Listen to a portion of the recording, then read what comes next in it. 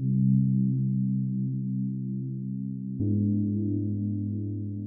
suis Kim de l'NSCR, l'Institut néerlandais de la recherche sur la criminalité et la loi. Et nous faisons cette recherche ensemble avec CREGED ISDR pour le GSF. Et nous avons utilisé des méthodes créatives et innovatives, le photo voice et le concept mapping.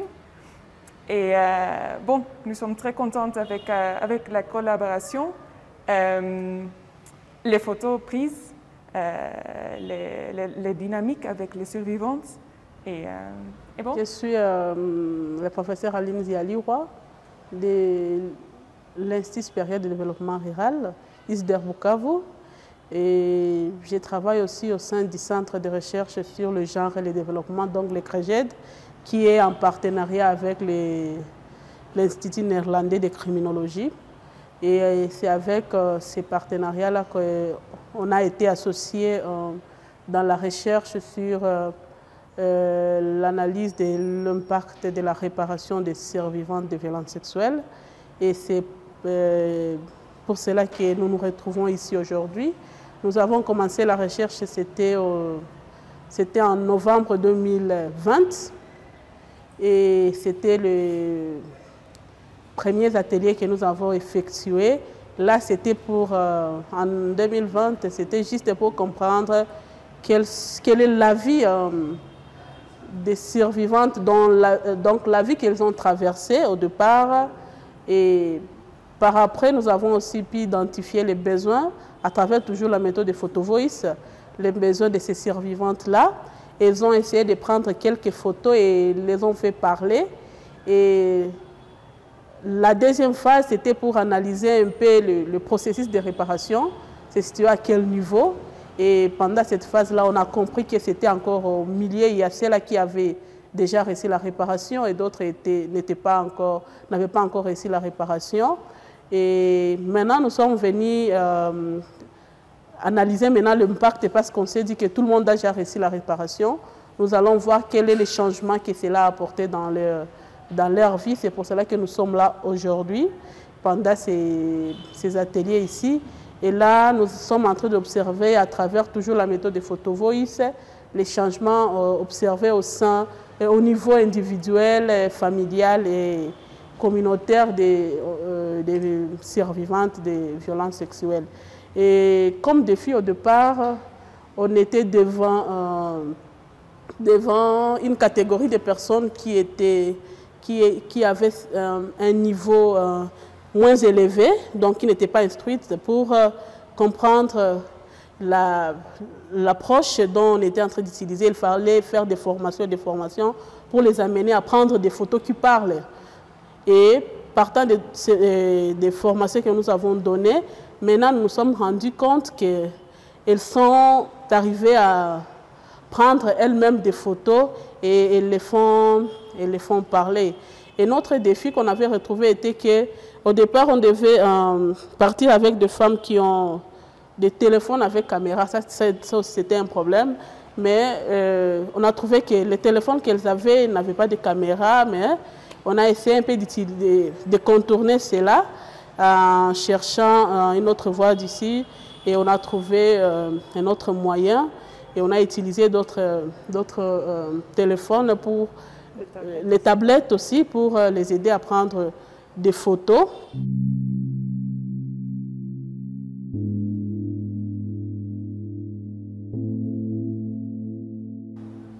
Le moment fort pour moi, je peux dire que ça se situe à deux niveaux. Le premier, c'était au début. Au début, j'ai assisté à... Pour moi, c'était vraiment trop fort parce que je ne m'attendais pas à de tels récits de vie parce qu'il y avait... les femmes devaient nous donner leur récit de vie. Et nous qui sommes souvent dans la ville, on ne se rend pas compte de ce qui se passe en milieu rural, mais en nous donnant leur récit de vie, pour moi, ça c'était vraiment un moment fort parce que j'ai essayé de comprendre quels sont les problèmes réels que ces femmes violées, là, les survivantes de violences sexuelles traversent dans leur vie, partant de ce qu'elles ont reçu comme viol, donc partant de ce qu'elles ont reçu comme abus ou bien agression, cela a impacté fort dans leur vie sociale, économique et même communautaire. Ça, c'était un moment fort au départ. Et notre moment fort, c'est à la fin. J'ai trouvé que l'attitude même et le comportement a changé. Ce ne sont pas les mêmes femmes que j'ai vues le jour du premier atelier, que j'ai revu encore aujourd'hui. Pour moi, vraiment, c'est un grand changement et c'est un moment fort que j'ai pu observer pendant tout le processus de cette recherche ici.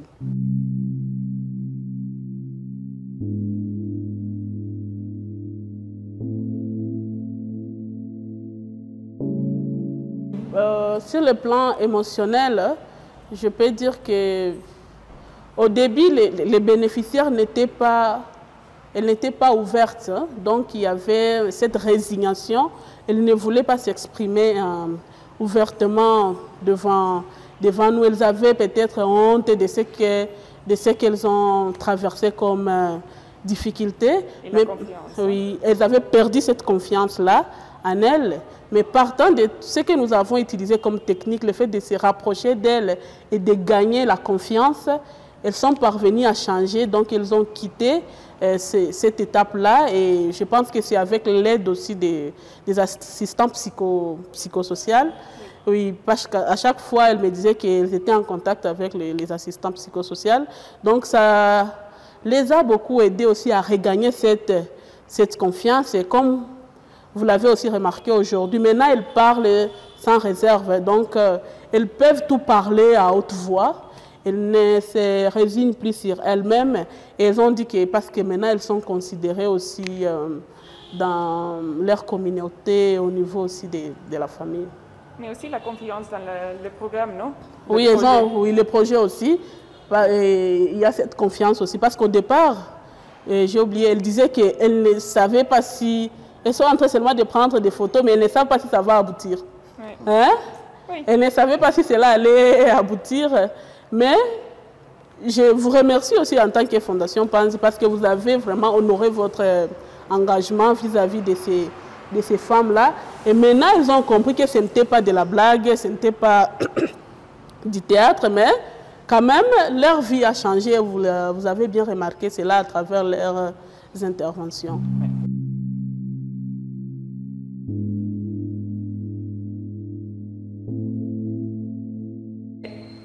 Pour moi, c'est important de voir que les survivantes sont positifs. Et ça, c'est quelque chose le plus important. C'est la survivante qui est centrale de tout ce processus-là, le projet.